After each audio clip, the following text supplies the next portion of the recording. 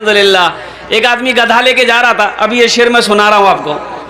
बादशाह की नजर पड़ गई, वो उसको बुलाया, गधे वाले को बोला इधर लेके आओ, इस गधे को तुम दाना नहीं खिलाता है, चारा नहीं खिलाता है, पानी नहीं पिलाता है, ये गधा कमजोर हो गया है। तो वो गधा वाला बोला कि हुजूर दरअसल बात ये है कि इस गधे के अंदर में इतनी खूबी है कि कितना भी हम खिलाते ये मोटा नहीं होता। बोले क्या खूबी है इसमें? बोला हुजूर इसमें खूबी वो है कि जो इस पर बैठ जाता है उसको मक्का मदीना दिखाई देता है। बोला रे बाबा ये कौन गधा है? आदमी तो 3 लाख 4 लाख रुपए खर्चा करके मक्का मदीना जाता है, ये तुम क्या बोल रहा? बोला हुजूर अगर हम झूठ बोले मेरी जबान काट लीजिए, आप आजमा लीजिए, बैठ के देख लीजिए। तो बादशाह बोला ठीक है। ये सारे लोग बैठे हुए थे, तो बादशाह ने अपने वजीर को बोला है कि भाई इधर आओ। वजीर को बोला कि इस गधा पर बैठ कर देखो तो मक्का मदीना दिखाई देता है। तो जब वजीर चढ़ने लगा तो ये गधे वाले ने रोक दिया, बोला कि नहीं ठहरिए ठहरिए ठहरिए, इस गधे पर बैठने के बाद मक्का मदीना उसी को दिखाई देगा जो झूठा ना हो, बेईमान ना हो, गद्दार ना हो, चोर ना हो। तो बादशाह बोला मेरा मेरा मेरा वजीर तो एकदम फाइनल है। बोला बैठाइए। वजीर बैठा, दाएं देखा, बाएं देखा, आगे देखा, पीछे देखा, ऊपर देखा, नीचे देखा। बादशाह पूछ रहा क्या देख रहा है? दिखाई दे रहा है? आया दिखाई कुछ नहीं दे रहा। तो वजीर सोचा कि अगर हम बोल देते हैं कि हम कुछ नहीं देख रहे हैं तो बादशाह बोलेगा बहुत बड़का चोर है, इसका मतलब ये। बोला हुजूर आप मत पूछिए हम क्या देख रहे हैं।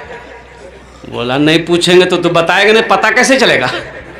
बोलना तो होगा कि की देखो तुम ही, बोलो तो सही। बोला हुजूर आमी बोलते पारबो ना, आमी की देखची ना ना बोलते हो बे, की देखो तुम ही, बोलो तो सही। ताकि वजीर बोला कि सोचा कि भाई कुछ ना कुछ तो बोलना ही बोलेगा। बोला कि हुजूर ये देखिए ये मदीना चमक रहा, ये मक्का चमक रहा। बोला जल्दी उतरो हमको भी देखना है। बादशाह बैठा, वो भी दाएं देखा, बाएं देखा, आगे देखा, पीछे देखा, ऊपर देखा, नीचे देखा, वहां तो कुछ नहीं सुने यार। तो अब वजीर पूछ रहा हुजूर की देख छेन? बोला तुम चुपचापे रहो। अब बादशाह सोच रहा है कि वजीर देख लिया, अगर हम बोलेंगे हमको कुछ नहीं दिखाई दे रहा तो ये सारी पब्लिक कहेगी कि इसका मतलब चोर बादशाह ही है, ये वजीर अच्छा है। अब वजीर पूछ रहा है कि हुजूर की देखते बोलूं तो सही। और कुर्बान जब बादशाह बोला कि नहीं हमको भी कुछ ना कुछ बोलना होगा, तो बादशाह बोला कि ये मक्का चमक रहा है, ये मदीना चमक रहा, ये जन्नत चमक रही है। तो पब्लिक में से बोला जल्दी उतरिए हम लोगों को भी देखना है। मुमकिन है गुनहगारों तकदीर बदल जाए, मुमकिन है गुनहगारों, मुमकिन है गुनहगारों तकदीर बदल जाए। जाकर तो जरा देखो, जाकर तो जरा देखो एक बार मदीने में, जाकर तो जरा देखो एक बार मदीने में। रहते हैं दो आलम के सरकार मदीने में। मौजूद सामीन किराम, ये मदरसे का जलसा है। अल्लाह के रसूल जनाब मोहम्मद रसूलुल्लाह सल्लल्लाहु अलैहि वसल्लम ने मस्जिद नबवी की जब बुनियाद रखी गई तो मस्जिद नबवी के कोने पे एक मदरसा खोला गया, जिस मदरसे का नाम था मदरसा असहाबे सुफ़ा। मदरसा सुफ़ा के नाम से वो मदरसा कायम किया गया, खोला गया। और कुर्बान जाओ उस मदरसे में पढ़ने वाले कौन थे, पढ़ाने वाले कौन थे?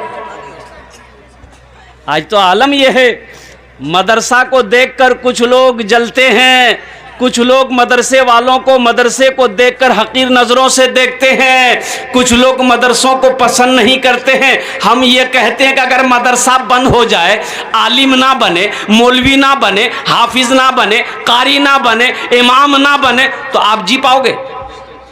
बोलो भाई, अरे बोलो ना भाई, जी पाओगे? मर गए तो जनाजा कौन पढ़ाएगा? मास्टर साहब, वकील साहब, वकील साहब पढ़ाएगा जनाजा, जनाजा मौलवी पढ़ाएगा। और मैं तो कहता हूँ कि पैदाइश से लेकर मौत तक कब्र से लेके हशर के मैदान तक जन्नत में भी मौलवी की ज़रूरत पड़ेगी, जन्नत में भी। कहाँ पर? अरे बोलो ना, कहाँ है जन्नत में पड़ेगी जरूरत? यहाँ तो आलम यह है कि मौलवी को देख के चाय की दुकान में बैठ के चाय पी रहा, अब मौलवी साहब मोटरसाइकिल लेके गया तो देखते हैं ये मौलवी कितना उड़ रहा है। मौलवी एक जगह मदरसा कायम हुआ नेपाल में, तो 4-5 आदमी जो है क्या कहते हैं कि बैठा, बोला कि भाई 5 टीचर हैं, 5 मौलवी साहब हैं, 5 आदमी खाने की जिम्मेदारी ले लो। 4 लोग तैयार हो गए। अब एक मास्टर साहब से उनसे बोला गया कि एक मौलवी साहब का खाना आप ले लो। वो बोला कि नहीं, मेरी मम्मी है, मेरी अम्मी घर की मालकिन है, उनसे पूछना पड़ेगा। बोले पूछ लो, जा घर से पास में, घर से पूछ के आ जाओ। वो घर गया, माँ से बोला कि अम्मी जान मीटिंग हुई, मीटिंग में ये पास हुआ कि एक मौलवी साहब का खाना मेरे घर से जाएगा। तो उसकी माँ बोली कि खबरदार मौलवी का नाम मत लेना। चुप हो गई। बड़ी बखील औरत थी, कंजूस औरत थी। लौट के चले आया, बोला नहीं मेरी माँ मना कर दी, हम मौलवी साहब को खाना नहीं खिला पाएंगे। कुछ दिनों के बाद वही बुढ़िया जो मना की थी ना, उसका पोता एक थाल में खीर भेजी मदरसा में। अच्छा अपनारा बुझते पारें ना, आमी बोलছি तो बुझते पारছেন ना? हाँ तो अपनारा तो भालो शिक्षित लोग बसे आছেন माशाल्लाह अल्हम्दुलिल्लाह। थाल में खीर भेजी, तो मदरसा में खीर आई, तो मौलवी साहब ने कहा खीर है? बोले खीर जे। तो पर्दा हटाया, खीर से ऊपर से कपड़ा हटाया, थोड़ा सा चखा, बड़ा मजेदार खीर। बोला बेटा किसने भेजा? तो लड़का बोला बच्चा झूठ बोलता है। अब भाई बोलो भाई बच्चा झूठ बोलता है?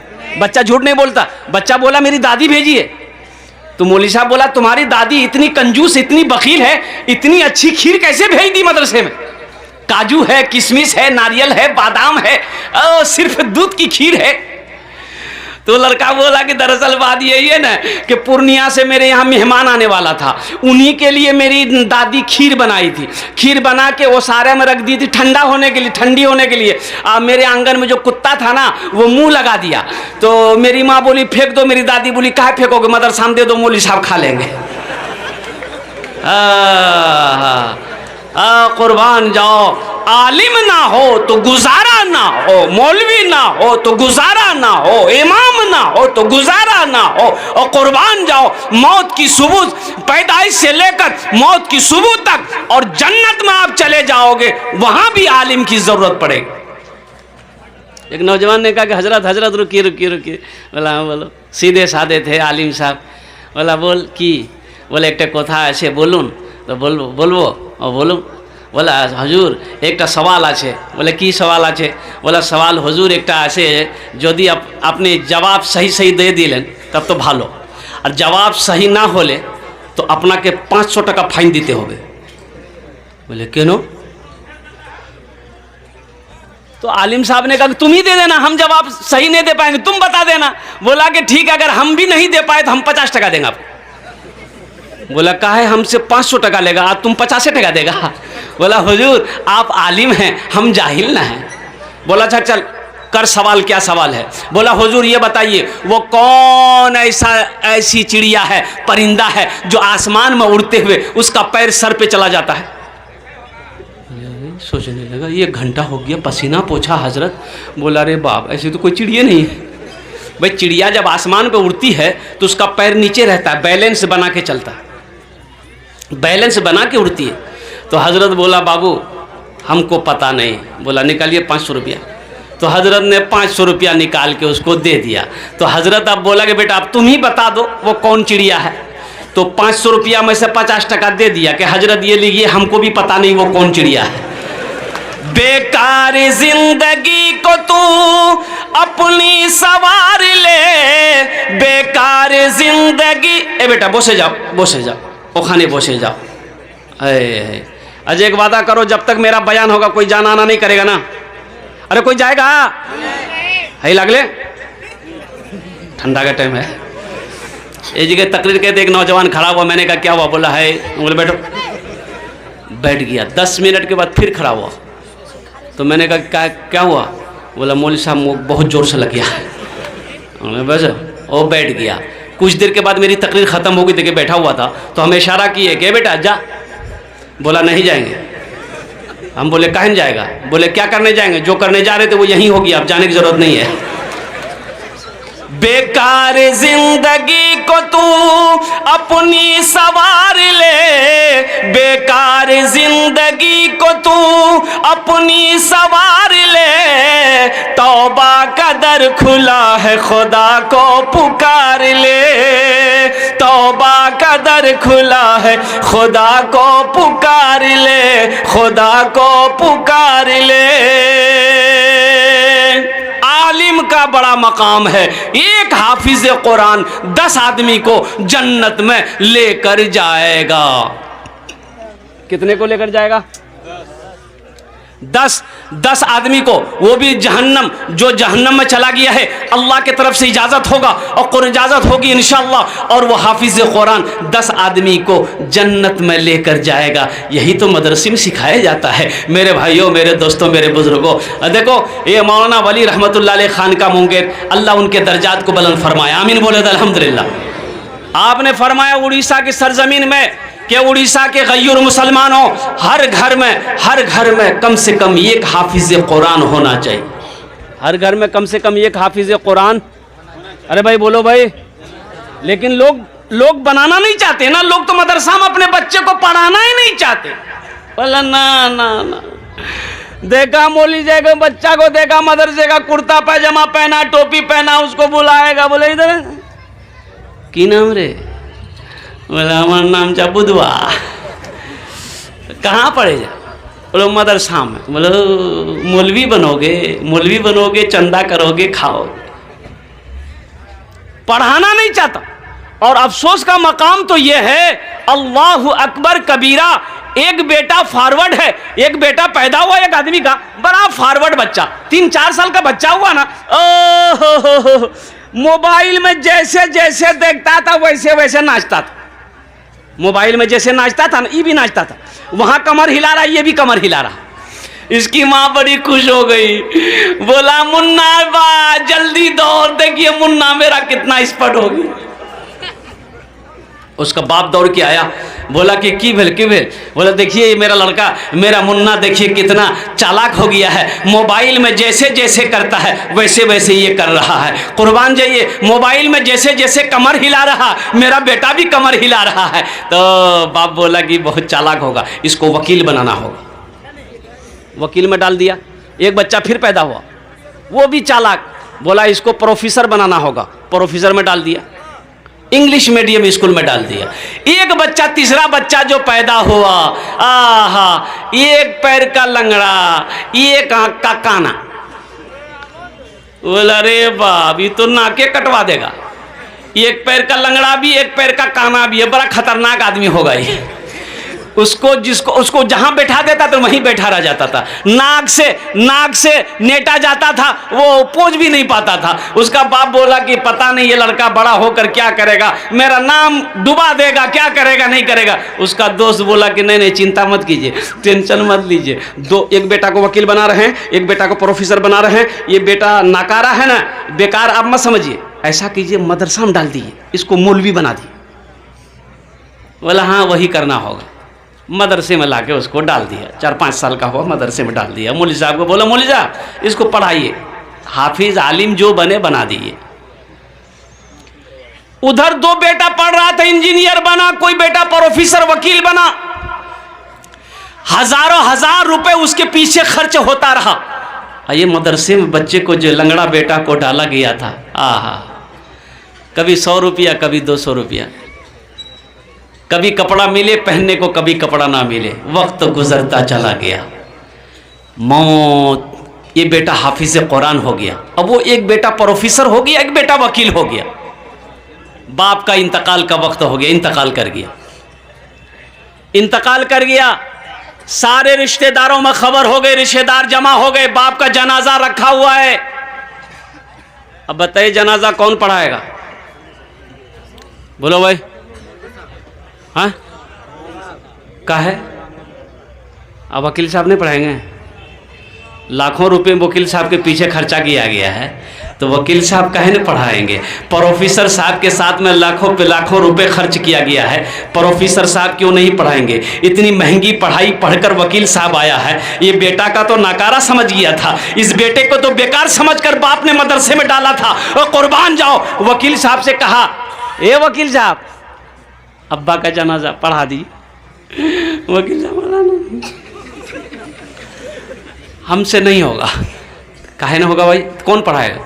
बोला मेरा भाई है हाफिज कुरान लंगड़ा, वही पढ़ाएगा। हजारों के मजमे को चीरता हुआ वही लंगड़ा बेटा जिसको बेकार समझकर मदरसे में डाला गया था, बेकार समझकर मदरसे में आलिम हाफिज बनाया गया था, हजारों के मजमे को चीरता हुआ आगे बढ़ता है, अपने बाप के जनाजे की नमाज पढ़ाता है। तो मुझे ईमानदारी से बताओ, कौन बेटा काम आया? वकील काम आया कि लंगड़ा बेटा हाफिज कुरान काम आया? अरे बोलो ना, कौन काम आया? हम ये नहीं कहते कि अपने बच्चे को वकील मत बनाइए, प्रोफेसर मत बनाइए, डॉक्टर मत बनाइए, इंजीनियर मत बनाइए, बनाइए शौक से बनाइए। मेरा बच्चा इंजीनियर भी बनेगा, डॉक्टर भी बनेगा, प्रोफेसर भी बनेगा, लेकिन मैं चाहता हूं कि मेरा बच्चा सबसे पहले जो बनेगा वो कुरान का कारी बनेगा।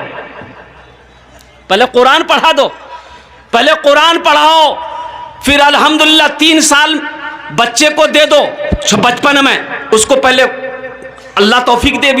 अभी तो सोशल मीडिया पे एक वीडियो वायरल हुई थी, मात्र 22 दिन के अंदर में, 22 डेज के अंदर में एक बच्चा हाफिज कुरान हुआ। क्या हुआ? एक बच्चा। क्यों आए थे इस दुनिया में? सोचो तो सही, मरना तो है भाई। हम मर जाते, हमारा जनाजा मौलवी साहब पढ़ाता, क्यों पढ़ाएगा मौलवी साहब आपका जनाजा? भाई हर आदमी को चाहिए कि वो अपने बेटे को इस लायक बनाए कि जब वो मर जाए तो उसका बेटा जनाजा पढ़ा। हम मौलवी साहब का इंतजार क्यों करेंगे कि मुफ्ती साहब आएंगे वो जनाजा पढ़ाएंगे, मौलाना साहब आएंगे वो जनाजा पढ़ाएंगे? आपने अपने बेटे को इस लायक क्यों नहीं बनाया कि जब आपकी मौत हो तो आपका बेटा आपकी जनाजे की नमाज पढ़ाए? हक तो उसका है। अपने बेटे को उस लायक आपने बनाया नहीं कि आपकी जनाजे की नमाज वो पढ़ सके, आपके हक में दुआ, बख्शिश मगफिरत की दुआ कर सके।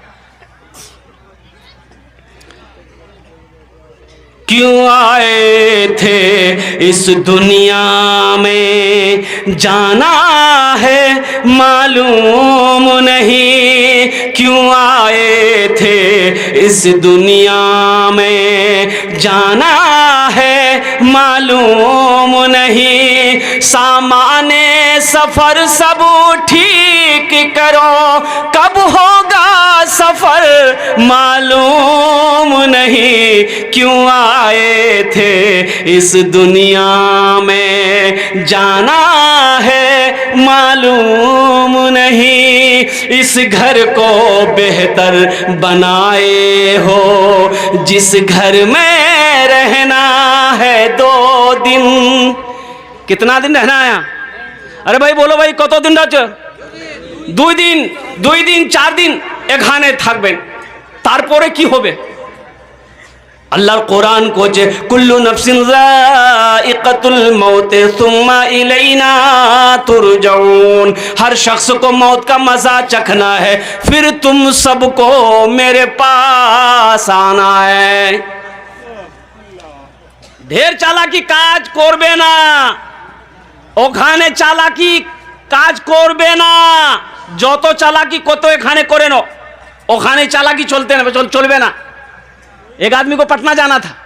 कहाँ जाना था बोलो भाई? पटना जाना था, ट्रेन पकड़ना था पटना का, कटिहार में। कटिहार स्टेशन गया, अब वो रात का समय है, ट्रेन खुलने वाली है, ये डिब्बे में चढ़ा। डिब्बे में जो चढ़ा तो देखा इतनी भीड़, पैर रखने की जगह नहीं। तो आदमी बड़ा चालाक था, बड़ा होशियार था। सोचा रे बाप, हमको पटना जाना, आप खड़े होने की जगह नहीं है, तो हम पटना पहुंचेंगे कैसे? बोला नहीं, यहाँ कुछ दिमाग लगाना होगा। वो चिल्लाया, लाइट भी कम थी, रात का समय, चिल्लाया सांप सांप सांप सांप सांप। अब सांप की आवाज जो टकराई तो डब्बे में हरकम बच गया। कोई उसको ढकेल रहा, कोई उसको ढकेल रहा, कोई खिड़की से निकल रहा, कोई गेटे से कूद रहा। देखते देखते पूरा डिब्बा खाली हो गया। ये आदमी बोला कि अब हम पटना पहुंच जाएंगे। सीट खाली हो गई, चाहे एक चादर बिछाए, एक चादर ओढ़ा, सो गया। नींद आ गई। सुबह हो गई तो चाय वाला स्टेशन में चाय बेचता ना भाई, अरे बोलिए ना, चाय ले लो, चाय ले लो, चाय पी लो। इसकी नींद खुल गई। चाय वाले को बुलाया, बोला भाई इधर आओ, चाय पी लो। तो चाय वाले ने चाय दिया। तो ये चाय वाले से पूछता है कि गाड़ी पटना पहुंच गई। तो चाय वाला बोला पटना, ये तो कटिहार है। बोला अरे हम पटना वाली ट्रेन में बैठे थे, ये कटिहार कैसे है? बोला नहीं, आप ट्रेन सही में बैठे थे, वो ट्रेन सही थी, लेकिन एक आदमी इस डिब्बे में सांप देख लिया था, इसलिए कोई पैसेंजर इसमें चढ़ने नहीं मांग रहा था। ये बात रेलवे महकमा को ऊपर में पता चल गया कि इस डिब्बे में सांप पहुंच गया है, कोई पैसेंजर नहीं चढ़ने मांग रहा। तो ऊपर से ऑर्डर दिया कि इस डिब्बे को छांट के कटिहार में छोड़ दो, बाकी डिब्बा लेकर पटना चले जाओ। बोला ढेर चालाकी कर दिए हम, इसलिए ज्यादा चालाक ना बनो। ज्यादा चालाक पहले हलाक होता है, ज्यादा चालाक आदमी गड्ढे में गिर जाता है। इस घर को बेहतर बनाए हो, जिस घर में रहना है 2 दिन, इस घर को बेहतर बनाए हो, जिस घर में रहना है 2 दिन, जिस घर में हमेशा रहना है, कैसा होगा वो घर मालूम नहीं, क्यों आए थे इस दुनिया में, जाना है मालूम नहीं। सामाने सफर सब ठीक करो, कब होगा सफर मालूम नहीं, क्यों आए थे इस दुनिया में। इंशाअल्लाह अमल करेंगे, हाथ उठा के वादा करो इंशाअल्लाह अमल करेंगे। अपने बच्चों को कुरान पढ़ाएंगे, अपने बच्चे को हाफिज कुरान बनाएंगे, अपने बच्चे को आलिम दीन बनाएंगे। अल्हम्दुलिल्लाह मास्टर भी बनाइए, इंजीनियर भी बनाइए, डॉक्टर भी बनाइए, वकील भी बनाइए, प्रोफेसर भी बनाइए। हमारी कौम को मास्टर की भी ज़रूरत है, इंजीनियर की भी ज़रूरत है, अच्छे डॉक्टरों की भी ज़रूरत है, वह अच्छे वकील की भी ज़रूरत है। लेकिन मेरे भाइयों, दुनियावी पढ़ाई के चक्कर में, दुनिया कमाने के चक्कर में कुरान को ना पढ़ना, अपने बच्चे को दीनी तालीम ना देना, ये सबसे बड़ा बेवकूफ़ी है, ये जहालत है। और अल्लाह के रसूल सल्लल्लाहु अलैहि वसल्लम की ये नाराज़गी है। तलबुल इल्म फरीदतुन अला कुल्ले मुस्लिमतियो मुस्लिमा, इल्म दीन का हासिल करना हर एक मुसलमान, औरत हो या मर्द है, फर्ज है। औरत हो या मर्द हो। ए बेटा, ए क्या हुआ, लग गया है? जा जा जा जा जा रहे, जल्दी रहे, एक खाने को रे दिबिंदा। दीन का तलब करना, इल्म दीन का हासिल करना औरत और मर्द दोनों पर फर्ज है। जैसे 5 वक्त की नमाज पढ़ना फर्ज है, अल्लाह ने दौलत दिया है तो आपके ऊपर में ज़कात फर्ज है, खाने काबा का 1 मरतबा हज करना फर्ज है। उसी तरीके से इल्म दीन का पढ़ना हासिल करना औरत और मर्द दोनों पर फर्ज है। इंशाअल्लाह अमल करेंगे, इंशाअल्लाह अमल करेंगे। अल्हम्दुलिल्लाह अपने बच्चों को कुरान पढ़ाओ, अपने बच्चों को। देखिए कुरान बरकतों वाली किताब है, रहमतों वाली किताब है, हिदायत वाली किताब है। इस किताब को घर के अंदर में सिर्फ रखना ही ज़रूरी नहीं है, रखकर इस किताब को पढ़ना ज़रूरी है। कुरान की तिलावत करो, घर में बरकत आएगी, रहमतों का नुज़ूल होगा, शैतान भागेगा, शैतान भागेगा। शैतान बड़ा जिद्दी है, शैतान बड़ा, अरे बोलो बोलो भाई। एक मर्तबा एक आदमी दीवार के साये में सो रहा था, दीवार के साये में सो रहा था। एक आदमी आया, उसका हाथ पकड़ा, घसीट के हटाया, और जैसे ही हटाया दीवार गिर गई। हाँ, तो आदमी बोला कि भाई अब बहुत बहुत शुक्रिया, आप मेरी जान बचा दिए भाई। आपका नाम क्या है? बोला मेरा नाम है शैतान। बोला अरे शैतान और नेक अमल, आपने मेरी जान कैसे बचाई? शैतान तो जान नहीं बचाता, शैतान तो मारता परेशान करता, आपने मेरी जान कैसे बचाई? तो शैतान बोला कि मैंने उलमा से सुना है जो दीवार के साए में दबकर, दीवार के साए में दबकर मर जाए वो शहीदी मौत मरता है। इसलिए हम नहीं चाहते हैं कि तुम शहीदी मौत मरो, आम मौत मरो। बड़ा जिद्दी है। एक आदमी नमाज पढ़ने के लिए मस्जिद जा रहा था, ठोकर लगी, रात का समय था, ठोकर लगी, गिर गया तो उठा, घर आया, कपड़ा बदला, फिर दोबारा निकला मस्जिद नमाज के लिए, फिर रास्ते में ठोकर लगी, गिर गया, फिर दोबारा घर आया, कपड़ा बदला, वो जाने के लिए नमाज के लिए निकला। रात में घर से जैसे निकला देखा एक आदमी चराग लेकर खड़ा है। अच्छा चराग जाने ना अपना रहा, अरे बोलू ना, चराग लेकर खड़ा है। बोला कि चलिए आपको मैं मस्जिद पहुंचा दूं। बोला बहुत शुक्रिया। वो रोशनी दिखाते हुए गया, वो आदमी मस्जिद के अंदर में दाखिल हो गया, नमाज पढ़ा, नमाज पढ़ के जब निकला तो देखा कि ये चराग लेके खड़ा है मस्जिद के गेट में। फिर रोशनी दिखाते हुए घर तक पहुंचाया तो ये आदमी बड़ा मशकूर हुआ, उसका शुक्रगुजार हुआ। बोला कि भाई हम तो आपको पहचानते नहीं हैं, आप कौन हैं?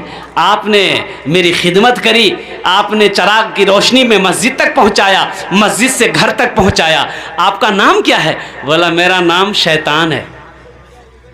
बोला अरे बाबा, शैतान तो नमाज से रोकता है, तुमने मस्जिद तक पहुंचाया, आखिर वजह? तो शैतान बोला कि जब तुम पहली मर्तबा घर से मस्जिद की तरफ निकले थे, गिर गए थे, उस गिरने की वजह से अल्लाह ने तेरे गुनाहों को माफ कर दिया। सुभान अल्लाह, बोला तो माशाअल्लाह। फिर दोबारा घर आए, कपड़ा पहने, फिर दोबारा जब गिरे, ठोकर लगी, गिरे, उस गिरने की वजह से अल्लाह ने तेरे खानदान के सारे गुनाहों को माफ कर दिया। अब तीसरी मर्तबा तुम मस्जिद की तरफ चले थे, हमको ये डर था कहीं इस बार तुम गिर गए तो अल्लाह तेरे मोहल्ले वालों के गुनाहों को माफ ना कर दे, इसलिए हम नहीं चाहते थे कि मोहल्ले वाले का गुनाह माफ हो, तुम नमाज पढ़ लो।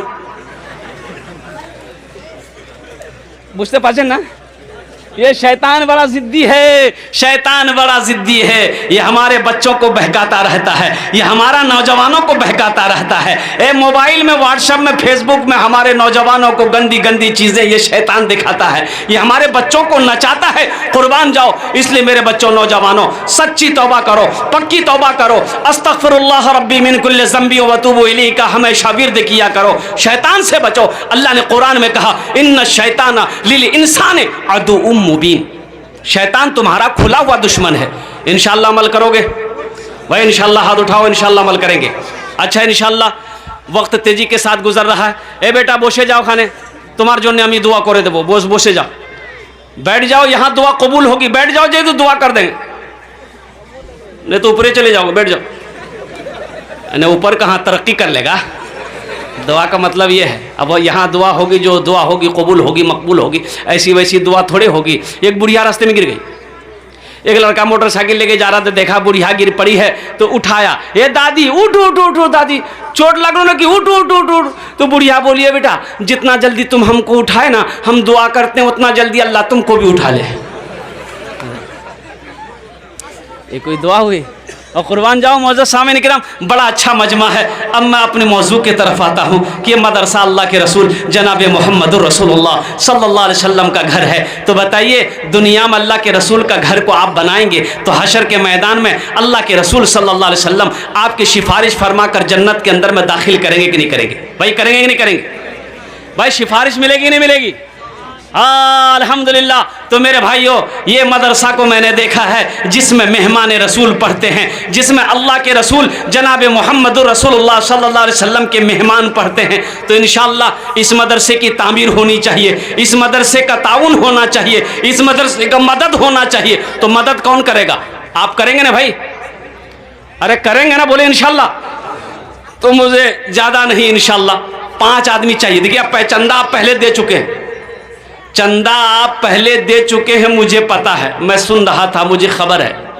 लेकिन कम से कम मैं भी चाहता हूं कि मेरे जरिए से भी इस मदरसे का कुछ ताउन हो जाए, ताकि हशर के मैदान में शायद मेरा तो कोई अमल है नहीं, शायद मेरा अमल काम ना आए, यही अमल अगर अल्लाह ने कबूल कर लिया तो आखिरत के लिए बख्शिश व निजात का जरिया बन जाए।